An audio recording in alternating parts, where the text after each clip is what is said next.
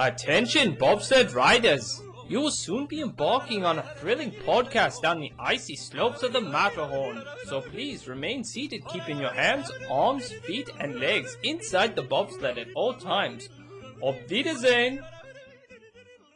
Hello, yodelers! We are the Matterhorn Yodelers. I am your host today, Peter, with our other host, Jackie, and Japheth. And today we're going to talk about our top 5 favorite yodelers. Go. Jimmy First Jim. one, Japheth. No. That's not what we're going to talk about today. Today we're going to talk about some urban myths of Disney. Dun dun dun. Because they're out there. There's a ton of There's urban so myths. many. I did like a search for an hour and I sent it to you guys like, I found 30. I was like, well, let's narrow that down to 3 and Yes. talk about 3 of them. And so we're going to talk ones that we picked out that might interest you or you may have heard in the past, and maybe give you a little bit of background of where that came from and why, or whether or not it is true or it's not true. That way you can be like, false. That's Bears beat Battlestar Galactica. That's right. So let's start things off with Jackie. What's your myth? So I chose this myth because I totally thought this was true. Oh, really? I did. Oh, boy. You fell for it. I fell for it, and it's not. So there is a supposedly gold spike in the middle of the castle. It's in the walkway on Walkway. the bridge. It's on the other side of the bridge, the drawbridge. It's basically as you've entered into Fantasyland, like as you've crossed that threshold when you're no longer underneath the castle. There's a gold-looking circle or a spike. It's not gold. It's brass. It's brass. Yeah, It's just been shined. Yeah, it's just really shiny. And shining. Love that song. so I'm pretty sure we were on a tour and someone had pointed it out. I don't know if I thought they said that it wasn't on the tour. I thought it said it was. I don't But know. we'll see. But because I remember a cast member telling me that this gold spike was the center of Disneyland On opening day. on opening day. And you could probably read this fact in different tips and different books. You know, this has been an urban myth It's for been around- a long time. Yes. And it's easy for it to run away because no one's going It to makes pull sense. out a map and geographically You're like- go, this is the center. Well, I mean, what do people think about? Like, what's the center of Disneyland? They think the castle is the center of Disneyland. Yeah. You know, it's easy for people to be convinced that the spike underneath the castle is the center of Disneyland because the castle is the center of the park. Yeah. So, And so this rumor, there's no one knows where this rumor started. I mean, it's, as Peter said, it's easy to jump to the conclusion. But, it's probably led from a cast member tired of people asking them, And so they tell him a lie. and they tell them a lie, just like maybe Japheth told about Mickey's house being foreclosed. foreclosed. Hard times. He had a lot of assets. He had to liquidate. And so this rumor started, and there are some cast members that still believe it to this day, but it is not true. On opening day, the middle of the park was closer to where The Central the Plaza. Central Plaza, but which is now the fantasy. the Princess Fair, The Princess where you want to go Fair. meet your princesses now at Disneyland. Yeah. That was classified as the middle. Geographically, that is the center. You're going to do a centroid, like the center point of the area of Disneyland. that was it. It was what Jackie described. But it obviously changes as the park grows and expands. There was a lot of expansions. You had the Indiana Jones expansions. You had the Toontown expansion. Critter Country. And now we have Galaxy's Edge, this new Star Wars land. Like, the center of Disneyland is constantly changing. So now the center of Disneyland is now Chief Waves a Lot. No. Okay. No. He's the center of my world. But then you wonder, why is the shiny dot in the middle of this castle? And the answer is, it was used for surveying. It's a survey point. It's a survey point from the castle to Main Street to make sure the castle was straight with Main Street. With the train station. Yeah, and the train so that station. they were center. So if you were to look down the castle, you would see right straight into the train station and not into a building. So it was all about that line of sight. And so it's survey. So I deal with this in my job where I deal with streets and mapping them out. And one of those things, we use survey points whenever there's a curve in the road or a intersection in a public road. So if you live on a public street and there's a street turning or it meets with another, you may see a survey point. And those survey points are used and tracked so we can map them out. And for legal reasonings, your house is legally tied to those monuments, those survey points. And so Disneyland has one of those that are very famous, as Jackie described, at Guest C, and it's tied to the boundaries of the survey system of California. So it's important. So make sure the street is safe and that there's a legal boundary to the property of Disney. And you must think, well, if one end has a survey point, then the other end must have one. Well, it did.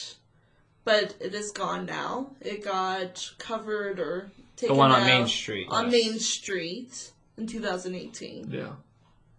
And that happens, and it could be a private tie survey point, and so at the point they legally don't have to keep the other ones. The ones that are public, they do have to say. Right. Sorry, I'm all nerding out with this. I'm like, oh, I do this for a living. This is amazing. But there's actually several all over the actual park itself. So there's not just the one survey point. They're all over the park. But this one's just seen by everyone, and it's shiny. It's Yes. very shiny, and that is the reason why it is there. It would be great to have it's awesome to have this cool story that kind of blown out. I would love to meet the original cast member who started that urban myth, but who knows who they are? Yep, who knows? It's a myth. It's a myth. The world may never know. But now we do. All right, that was good to know. I had actually looked this myth up before, just because I was kind of curious. Because you see that I saw it, and I was kind of curious the truth behind it. And then when someone was explaining, I was like, oh yeah, that totally makes sense. That the park's moving, and Yep. to plan it all out, that would take a lot of work. To Yes. get the castle, the center point, Oh yeah. survey-wise. But the castle's the center of our heart Yes. and mind. It gives us the warm fuzzies. That's where it all originates. That gold spike. All right. Well, thank you for sharing the little myth about the golden spike. Now let's bring things down into a lot more spookier realm. Japheth, why don't you share us your myth or myths that you would like to share with us today? So we're at the Haunted Mansion. What? You want to talk about the surprise? You want to talk about the Haunted Mansion? Are Are you an expert on the Haunted Mansion? or I am something? not. I am not going to claim I'm one. I've been fed so many lies about the Haunted Mansion. I don't even know what's true anymore. Yeah, like, I'll just throw this one out here. There's someone who used to give tours out at Disney World, and they would say, like, oh, the Imagineers, they didn't put shoes on the ghosts that dance in the ballroom because they would fly off. And I'm like, they're engineers. Why don't they just, like, screw the shoes onto the feet? Why are you like, they keep flying off. I don't know how to do it. I don't want to secure these shoes. So, like, you get fed these lies, and then you're like, wait a second. That doesn't add up. Somebody would have said, like, how about we just screw them on? But, okay, but we're not talking about shoes and ghosts. We're going to talk about the hearse in front of Disneyland's Haunted Mansion.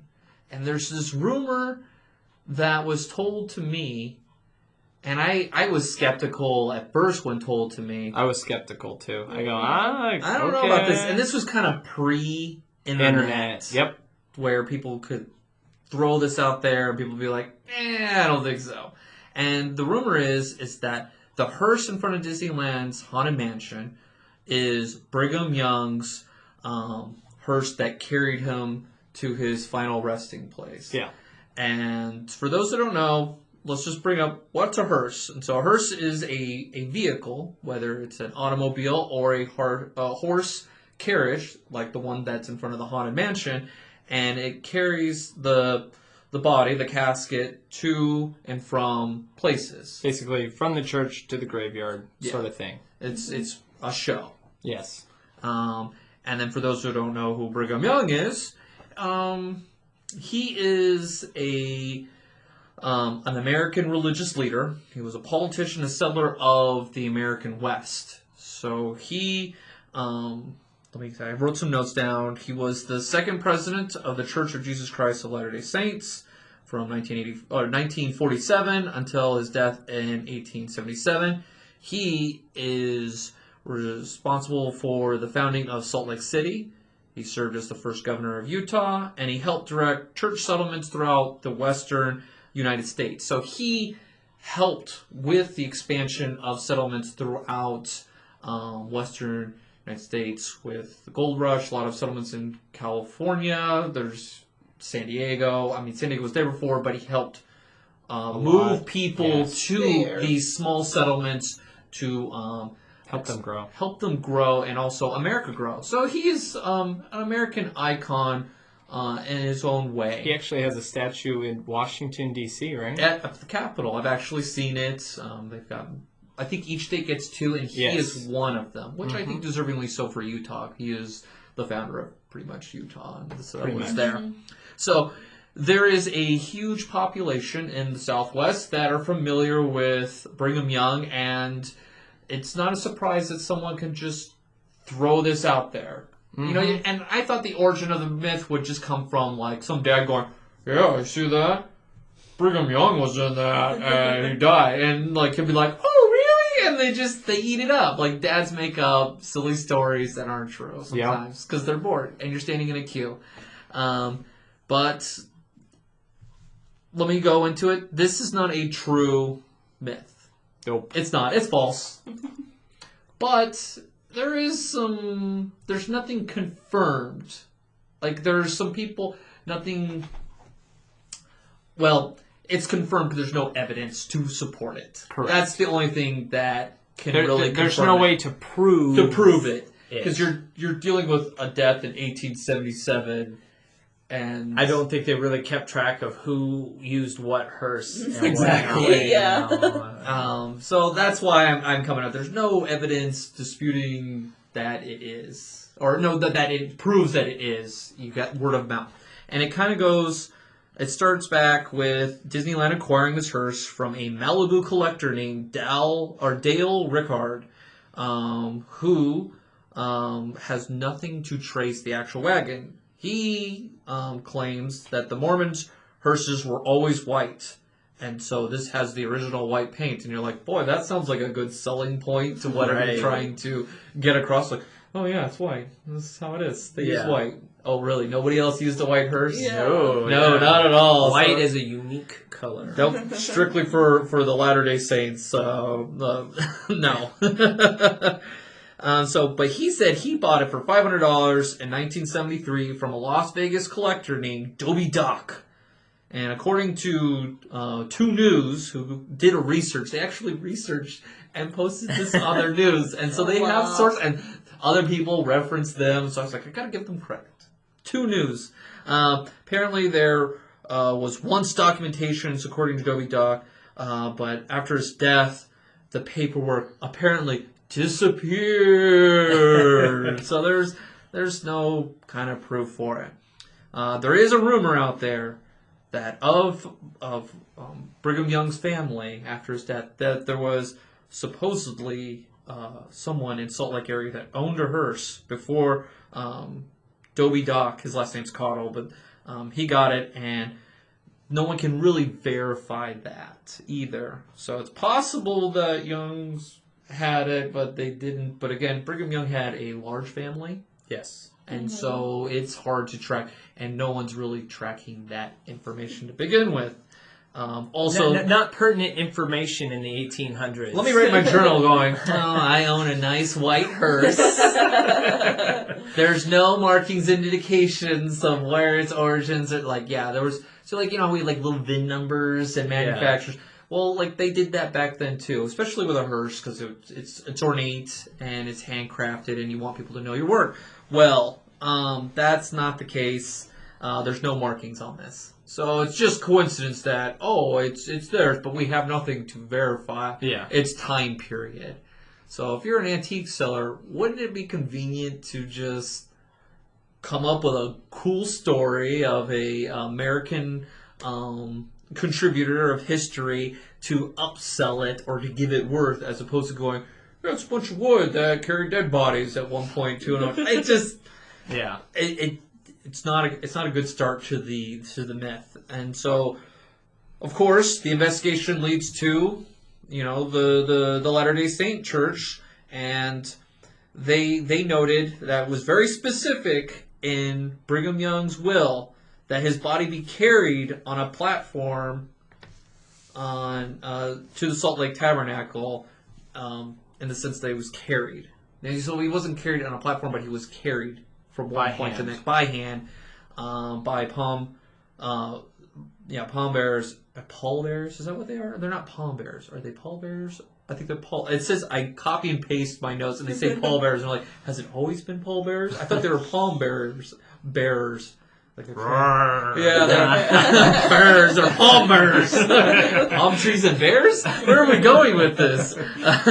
This myth took an interesting turn. I wasn't expecting bears. Bears and trees and the beating Battlestar Galactica. This is amazing. So eventually he was taken to a small cemetery where he's buried from the tabernacle to downtown Salt Lake. So there's no indication that there was even a hearse at his funeral from accounts. And there were reported up to 25,000 people there who had seen him, or they would have mentioned, oh man, if this guy had a bomb hearse, it was white, and it went down the street. I mean, wouldn't you notice something nice and fancy like that? There'd be some sort of documentation. Yeah, nothing. No one's got it in their journals or anything like that. So from the Brigham Young side story, there's nothing to add to it. So a news agency, they did more research going, okay, let's look at the hearse itself and see where it could have come from. And the earliest they could have seen it coming is 1890, which is 15 years after his death. And since there's nothing to indicate where the brand or anything, the only thing that can closely tie it in history is that time period. So it's just not there. And Disneyland stance is, it's just a prop. Yep. There's no official sign that connects them, and no manufacturing plates. Even Disney Archives is like, we got nothing to prove it. And I didn't even know this little fact about it was that the hearse, and I thought it had always been there. It wasn't. It was added in 1995. And originally was supposed to be used in an Indiana Jones themed stunt show, but that didn't happen. And the Imagineer Bob Barnick, did I say that right? Have you heard of that Imagineer? I don't know that one. Barnick, no. He proposed, we'll just put it in front of the Haunted Mansion. So they got, I mean, you pay $500, you kind of like, well, let's use it. Sure. It doesn't look good when you're like, That's the one thing like Disney's really good at is like reusing props. Oh, yeah. reusing props. Like, for example, you worked at Magic Carpets of Aladdin. You have parade floats in front of your attraction. Yep. You know, the Spinning spinning camels. Mm-hmm. So That's another myth, too. Oh, We'll get to yeah. that Another day. So yeah, and Disney World has their own hearse, and there's a myth behind that where the voice actor and child actor Bob Driscoll, he supposedly his bones are in there, or his bones were carried. The voice actor. Did I tell you he was the voice of Peter Pan? Not yet. No. Okay, so he was the voice of Peter Pan. People be like, "Who's this guy?" He was the voice of Peter Pan in the TV show, and his bones were carried. Unfortunately, he had a tragic ending in his life with bullying and getting into substance abuse, and so his body was never in the vicinity of this and that of the hearse at Magic Kingdom at Disney World. And that one is black. It's different from the one that is at Magic Kingdom, and that one had been used in props in various movies and shows. So I kind of wanted to just throw those out there because those are the myths behind the hearse, and they're all false. There's nothing really to approve it, and They're just props. they're props. Yep. There's nothing special. Sometimes Except for the ghost horse. The ghost horse. I did like when I'd sit in front of there, I would give him ghost carrots. Oh, I'd have yeah. Carrie Pale, and people were like, "What are you doing?" I'm like, "I'm feeding him ghost carrots." "What do you feed your ghost horse, Twin?" And they'd be like, "Oh, that's so good." And I would just shake my head like, "Stupid mortals." Again, how often do you get to call guests stupid to their face? things you get away with some deadpan. Murder. So that is what I have to report on my myth. It is false as well. So we've got another debunked myth about hearses at both Disneyland and Disney World.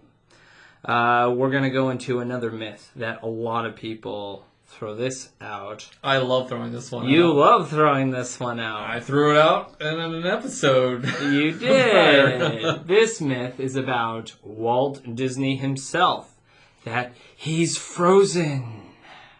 Walt Disney's frozen, or his Dang head, you, Elsa. or his head is frozen. Actually, there's a funny story about why Disney made Frozen. It was so that when people would look up Disney Frozen, you would no longer get searches talking about Walt Disney being frozen.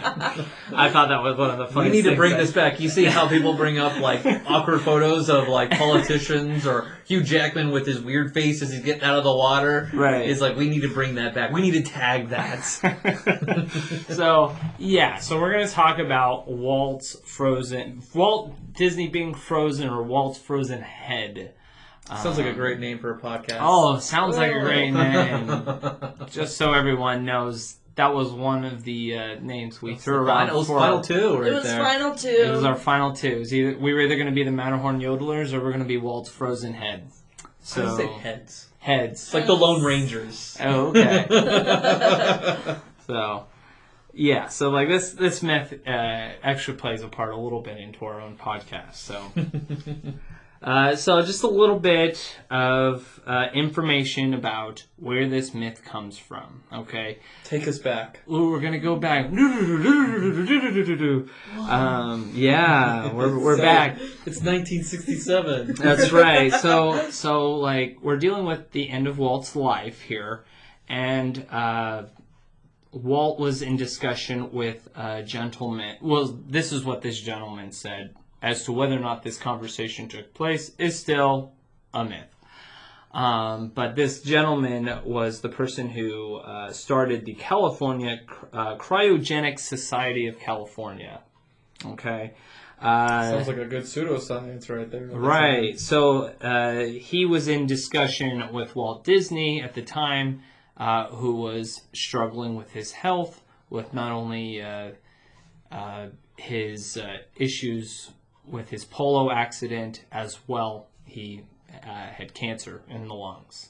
And so there was a book that came out years earlier called The Prospect of Immortality in 1964 that talked about cryogenics being a possibility for freezing human bodies, and there was no technology to bring someone back, but they said it would be able to preserve the body for a future time when technology and medicine could bring someone back. I just think of Genie telling like Aladdin, one of the things he can't do, and he's all like, I can't bring him back from the dead. Right. Don't make me do it. It's not pretty. Not a pretty picture. I don't like doing it. So, Walt Disney was known for his eye for future technology. So, Like Tomorrowland. yes, like Tomorrowland and the space, going into space and all that stuff. Like, he was a man of vision of the future. And so he loved looking at possibles of future technology. So that's where a lot of this speculation comes from, is that this would kind of falls in Walt's wheelhouse of something he would actually look into. Walt died in 1960. 6 or 7? 6. I think it's 6. I think it's 6. December 1966. In December, he was cremated 2 days after he had died, and he now lays rest. His ashes are in the Forest Lawn Cemetery of Glendale, California. So there's another origin to this myth as well. So supposedly, So you're saying this isn't true? this is not true. Okay, I just want to I'm get that out I'm there. telling people now. His will was very clear. He wanted to be cremated. He didn't say how much he was getting cremated. I guess this is true. He did not. I don't think the will did not specify that how much of his body. It was he like a wanted to be cremated. 90-10 kind of cremation. Yeah.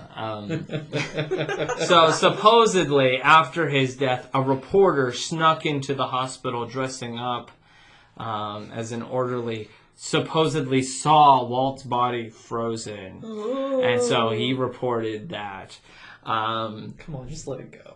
And that was actually the first instance of this rumor started coming about of Walt being frozen. This seems like another dad story where he's like, I saw yeah. like a big fish story. Yeah. Our grandfather would do something like that. Oh, for sure. It definitely comes off this way. And the thing is, like, these are rumors that have been around since Walt died then. So, like, these rumors have been around. old, These are old 50 to 60 years old myths.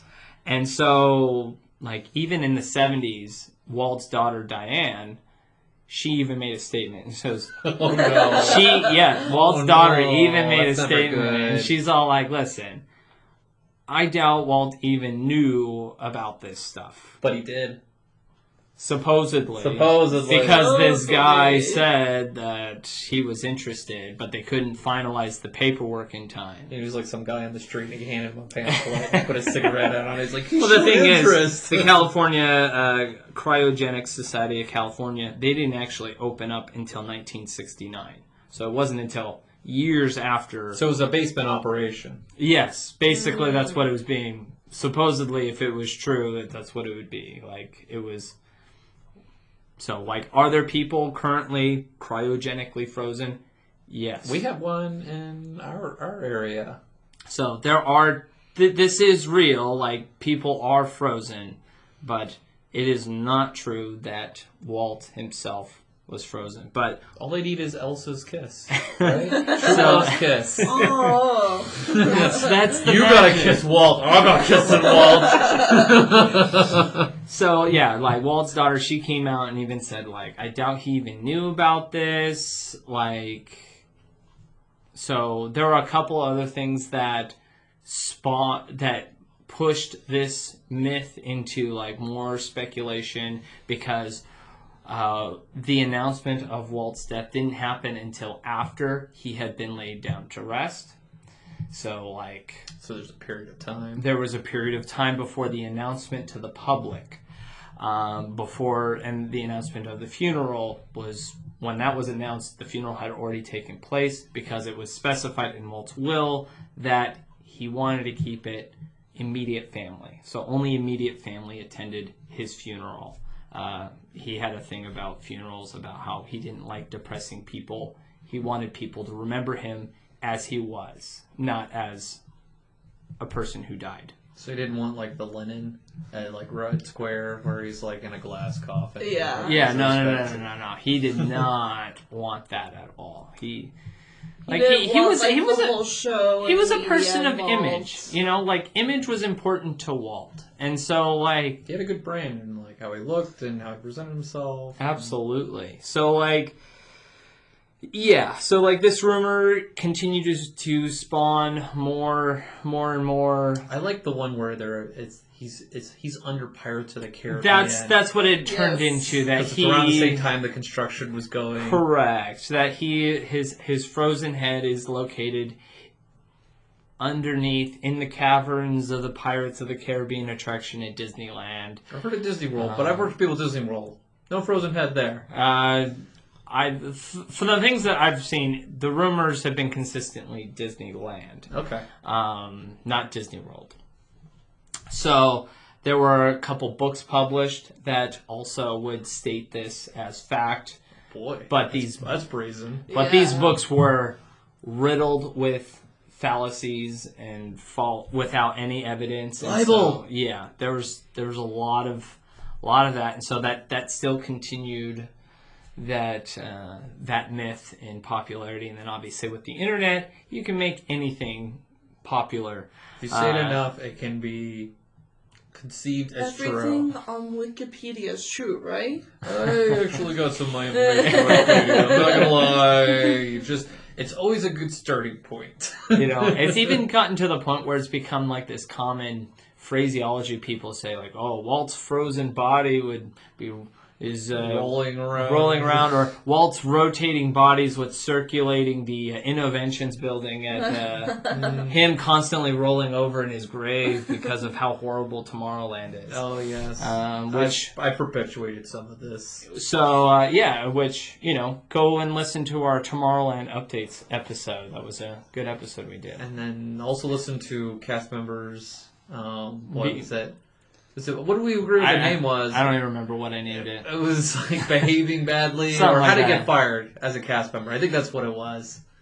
But we need to write down our names. Or I know. our I need to episode remember names. them, but yeah. So these myths have, this myth, the Haunted Mansion myth, and the myth about the spike. There are hundreds of Disney myths out there.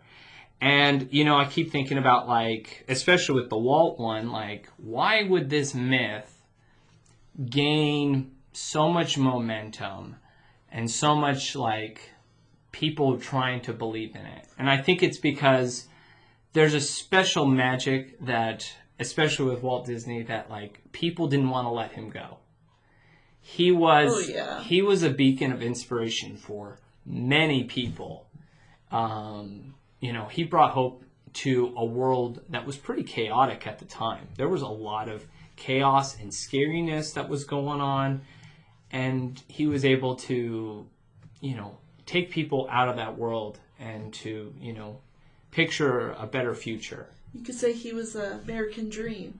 Absolutely, an American dream. Oh, some bitterness in that. We might share that story another day. So, and I'm not here to say that, like, oh, I hate all these people that start these myths. Because you know what? All these myths come from a place of love. For the most part. Most of them do. Even the dead bodies? Even the dead bodies. These myths come from a place where, people want to bring magic into something that may not have magic at all, like a hearse in front of the Haunted Mansion or the center spike in front of at the castle at Disneyland. Mm-hmm. Because that's what they've done, like, throughout the park. They've put magic secrets throughout, and why not have magic in this object I'm looking at? Correct. Obviously, somebody Yeah. thought of something, and so it's got to have some sort of importance. So, a lot of these myths, they're not true, and that's that. But sometimes it's fun to, like, hold on to those little things like, oh, this is that, and this is this. To throw your own little spin on it. I think that's all part of the magic that Disney has brought into our lives. The ability to maybe see magic in places that don't have magic. Yep, I agree. Yeah, definitely. As much as Walt's frozen head is not true, it's always fun to think it is. Yeah, I know it's not true. Like, I'm not a believer into that conspiracy theory, but I still reference it and use it like, I still say it like it's true, even though I know it's not. You know, like We should I'll ask use Ted it. Williams about that. He's right next to him. So that's going to do it for our discussion today for some urban myths. We'll probably come back and do some more because, as I said, there's a lot. There's a of list, them. and there's some good ones. I was like, oh, I agree. And I was like, wait, rein it in. Yeah. There's some good ones out There's there. some good ones. We want to spread the love out a little bit. We don't want to cram it all into one episode. So thank you for joining us this week for the Matterhorn Yodelers. You can join us on Facebook and Instagram. Tell us some of the urban myths you maybe heard. Ooh, yes, we can investigate them. Yeah, Yes. we can look into it for you. If you don't want to Google it do yourself. Google it yourself. Google it yourself. We'll Google it for you. And let us know. You can email us at the matterhornyodelers@gmail.com. Just let us know. And until next time, auf Wiedersehen. Thank you for joining us on this week's episode of the Matterhorn Yodelers. Please remember, before your bobsled comes to a complete stop, to follow us on Facebook and Instagram. And remember... Remain seated, please. Permanecer sentados, por favor.